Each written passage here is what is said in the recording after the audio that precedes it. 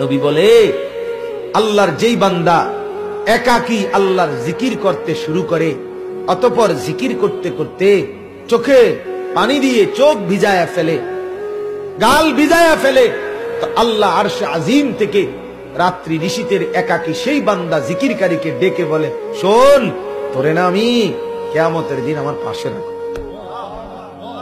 তুই আমার আরশে আমার লগে বইবি, মাতিস না, তুই কাঁদ, তোর চোখের পানি আমি কদর করলাম, যা। ইউযিল্লুহুমুল্লাহু ফি যিল্লি, আল্লাহ আরশের নিচে ছায়া দিবে আল্লাহর সেই বান্দাকে যে বান্দা একাকী আল্লাহর জিকির করে আর একাকী কাঁদে। ফাফাদাত আইনা, চোখ ভাষায় কেঁদে গেল।